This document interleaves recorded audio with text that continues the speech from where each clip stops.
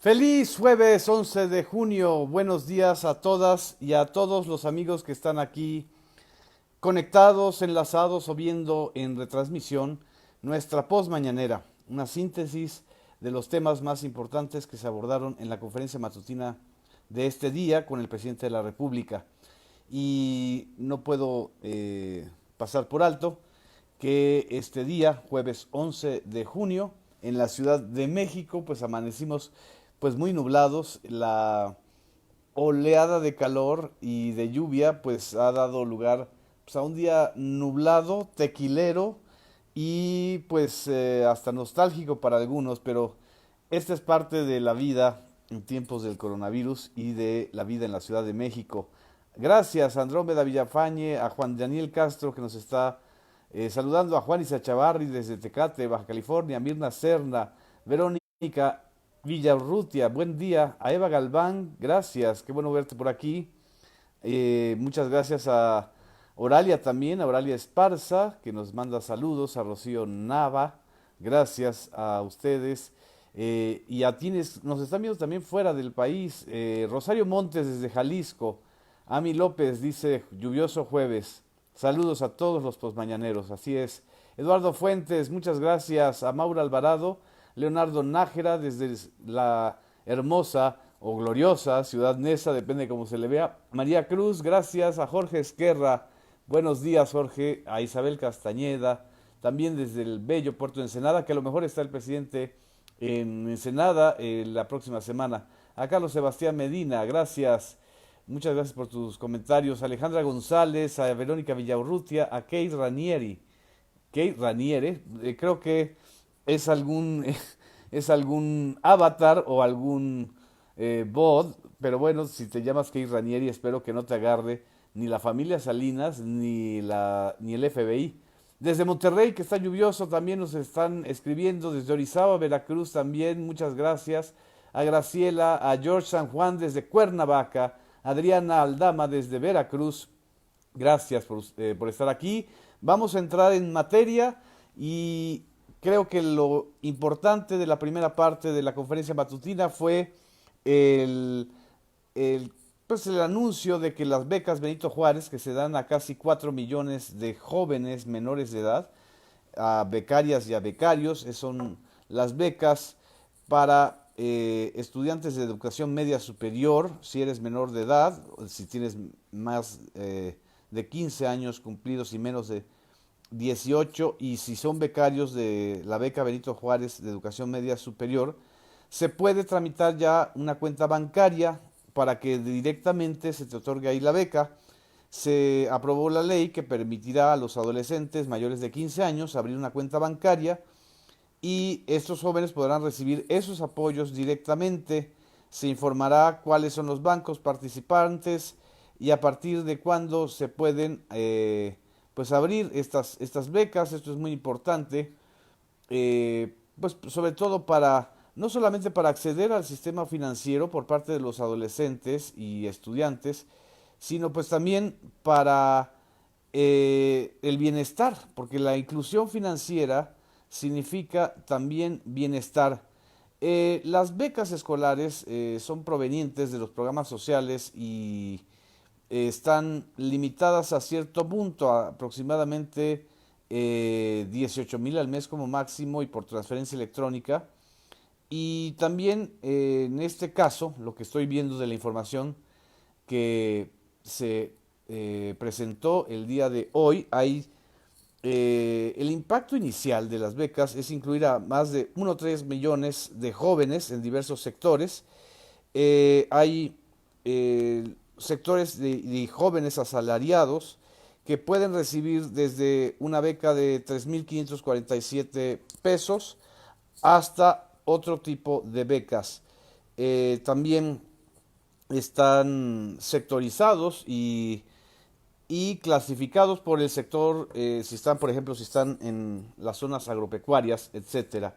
Esta es parte de lo que se anunció en la primera parte de la conferencia mañanera. Estuvo acompañado del secretario de Hacienda, Arturo Herrera, del secretario de Educación Pública, del secretario Esteban Moctezuma Barragán, y también se detallaron algunas cosas que tenían que ver con finanzas, aunque no fuera el origen o la materia de temática del inicio de la conferencia, pues fue inevitable que también se pudieran abordar temas como la iniciativa que el día de ayer se dio a conocer del senador Ricardo Monreal, coordinador de la bancada Morena y de la Junta y presidente de la Junta de Coordinación Política, es decir, el jefe de la mayoría legislativa en el Senado en estos momentos, presentó una iniciativa para fusionar en un solo organismo a los organismos reguladores de telecomunicaciones, de competencia económica, perdón, que viene el estornudo. Ahora sí que, como dice Hugo López Gatell, estornudo de etiqueta. Ya espero que después de un tequila mañanero podamos no tener estornudos. Pero bueno, la fusión de el organismo del IFETEL, Instituto Federal de Telecomunicaciones, de la COFESE, Comisión Federal de Competencia Económica, y de la Comisión Reguladora de Energía en un solo organismo, que significaría reducir, porque cada uno de estos organismos tiene 7 comisionados, de 21 a un pleno de 5 comisionados. Y bueno, se presentó el día de ayer, ha generado mucho debate, evidentemente hay resistencias, evidentemente hay críticas, pero este tema también se pudo abordar en la conferencia matutina del día de hoy. El propio presidente de la República dijo que no conoce los detalles de la iniciativa, pero que si se trata de ahorrar, de poder ahorrar de estos aparatos, enormes aparatos burocráticos, de especialistas, de la tecnocracia, de los organismos autónomos, y sobre todo si se va a cumplir la promesa de que, por ejemplo, en el caso del IFETEL y de la Comisión Federal de Competencia Económica se van a eliminar los monopolios, o se puede eliminar de una manera mejor los monopolios, hay que ir por esa reforma o hay que apoyarla, así lo manifestó el presidente López Obrador, y esto pues se irá discutiendo seguramente en el Senado y también en la opinión pública. Por ejemplo, puso el ejemplo del caso del Instituto Federal de Telecomunicaciones. Para quienes no se acuerden, el IFETEL es el organismo que se creó en 2014 después de la reforma de telecomunicaciones del gobierno de Enrique Peña Nieto. Este organismo de la reforma de las telecomunicaciones y de la radiodifusión es la fusión de la radiodifusión, que es la televisión y la radio, y las telecomunicaciones, que son a través de las redes sociales, a través del internet, a través de los servicios online, y se fusionaron con la idea, y la telefonía, por supuesto, se me olvidaba, la telefonía fija, pero sobre todo la telefonía móvil. Pues básicamente, ¿de qué se trata el IFETEL? De regular en un lado al gigante, al monopolio de la radiodifusión, que es Televisa, más, o el duopolio, si le sumamos a TV Azteca, y de este lado regular al monopolio de telecomunicaciones y de telefonía, de telefonía móvil y telefonía fija, que en México es América Móvil, Telmex, Telcel. Y evidentemente frente a estos dos gigantes se crea una estructura con una debilidad política pues de origen, y una incapacidad realmente de poder establecer unas reglas del juego de piso parejo, ese es mi punto de vista, pero con una burocracia enorme.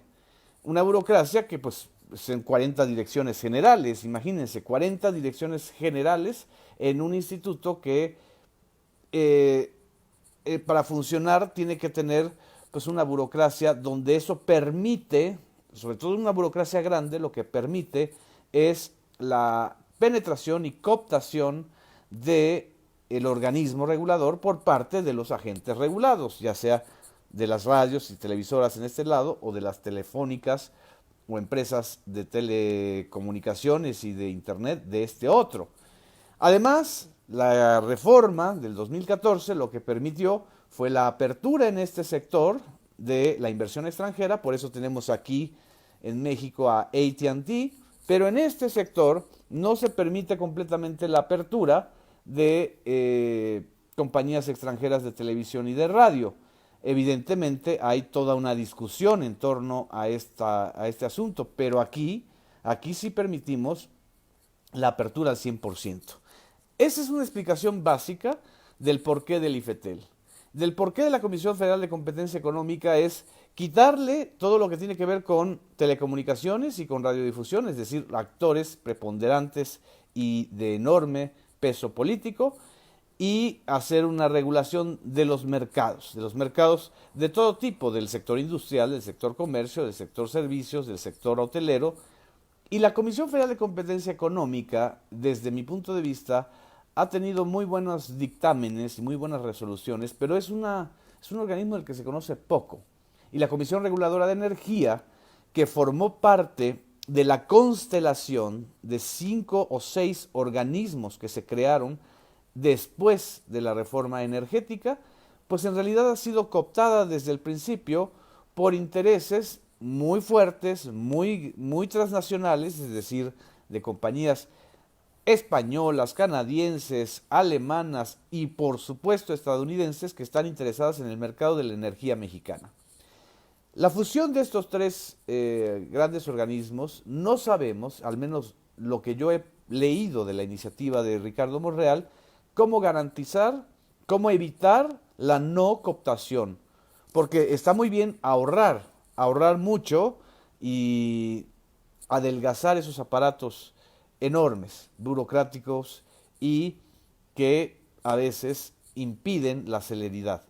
Pero no está claro en la iniciativa si solamente la fusión va a garantizar la autonomía, porque lo peor sería que la fusión permitiera o facilitara la cooptación del organismo.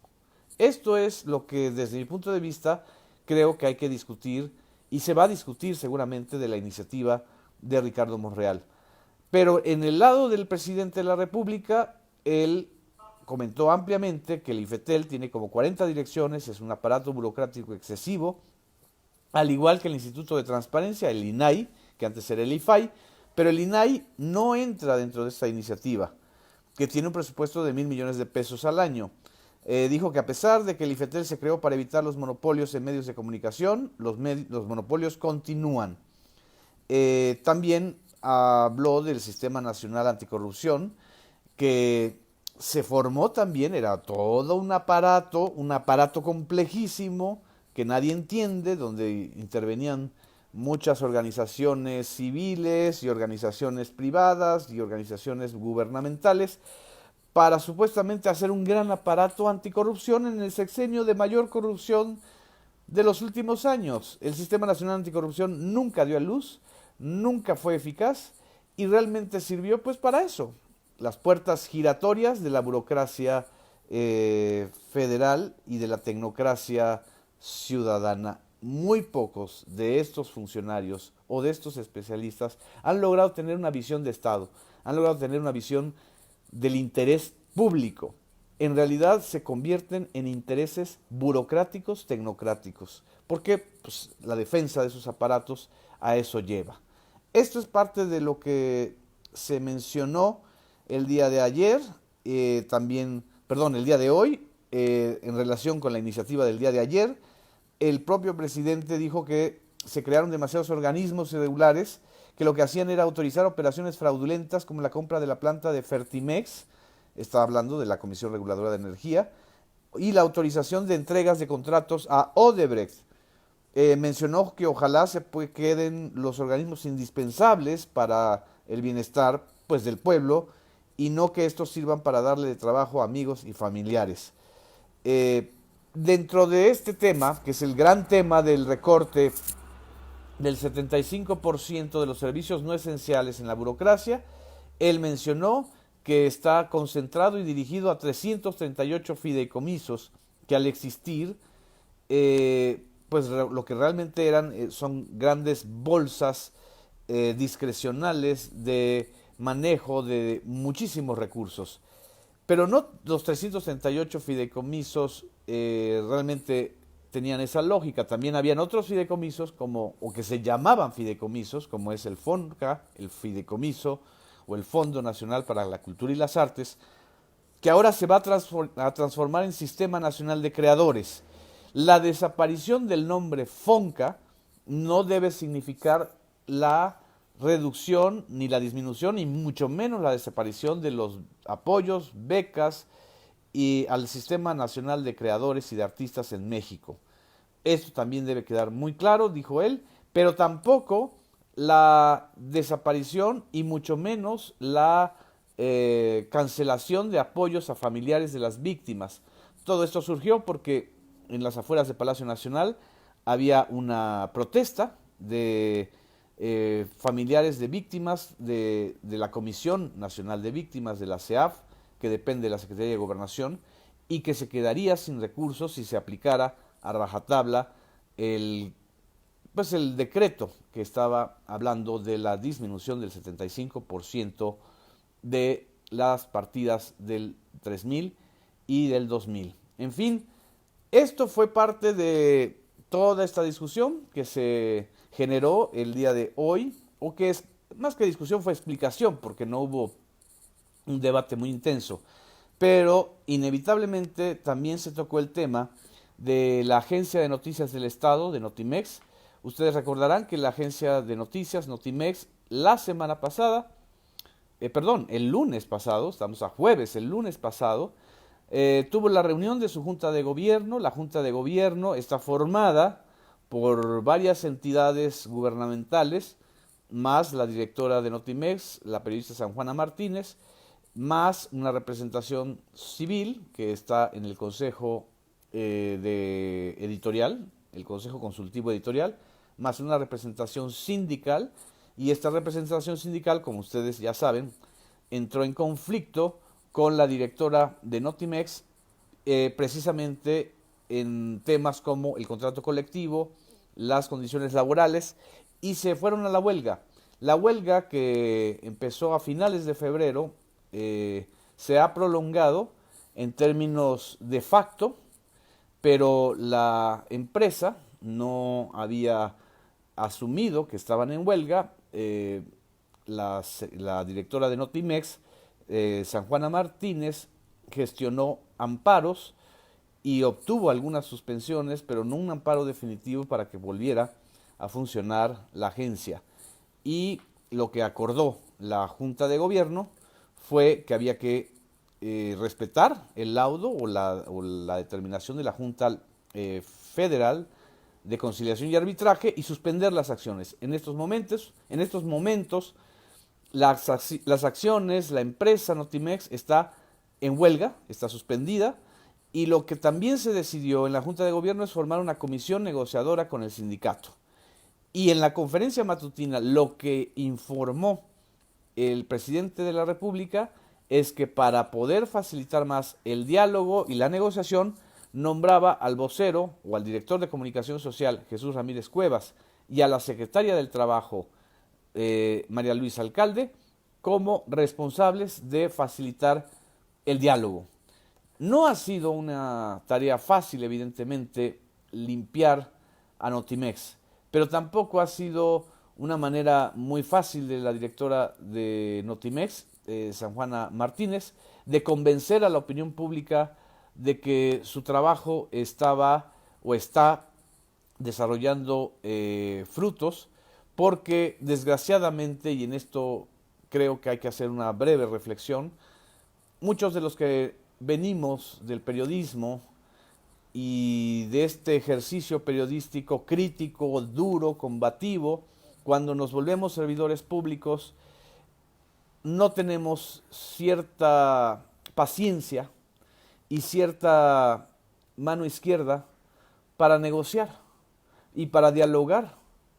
Y a veces pues nos aventamos de más y tomamos a nivel personal las críticas que se hacen. Yo desde este comentario lo que quiero hacer es una reflexión para que no asumamos, los periodistas que estamos en el ejercicio de servidores públicos, las críticas, las investigaciones como las que presentó Carmen Aristegui, como un desafío personal, o como una amenaza. A final de cuentas, estamos en una nueva, una nueva realidad política y tenemos que construir una realidad democrática. Y la realidad democrática pasa necesariamente por aceptar de un lado y del otro la crítica. Del lado de los medios que no están en la parte gubernamental, aceptar que también desde esta parte se les critique y también nosotros aceptar que de esta parte se cuestione. No todo es blanco y negro en la vida. En fin, esto creo que es lo importante que quería yo comentarles. Yo creo que ya me alargué un poquito, pero creo que son los temas fundamentales. Como dice Antolín Pineda, no se tomen nada personal.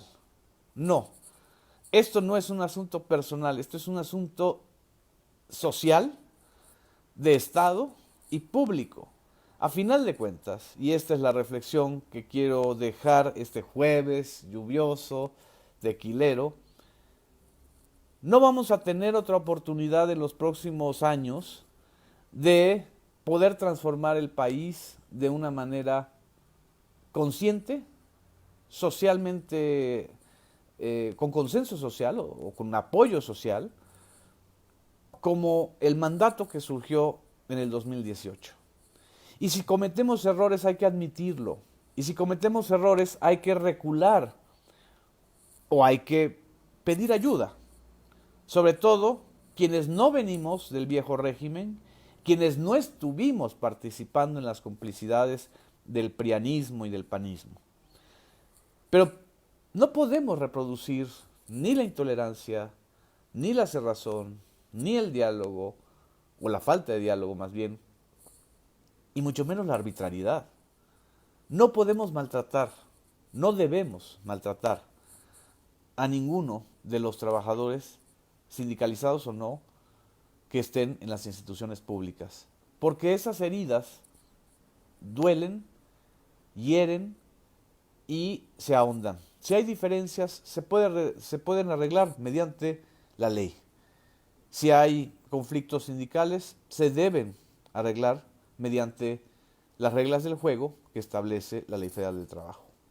Y evidentemente, la corrupción es un asunto muy complicado y muy complejo, pero no los representantes de la corrupción no son la última parte de esta cadena de corrupción, no son los de abajo, son los de arriba. Esa es mi reflexión. Les agradezco muchísimo sus comentarios. Espero compartírselos y compartírselas. Nos vemos el día de mañana en nuestra post mañanera. Pasen un hermoso jueves 11 de junio. Gracias.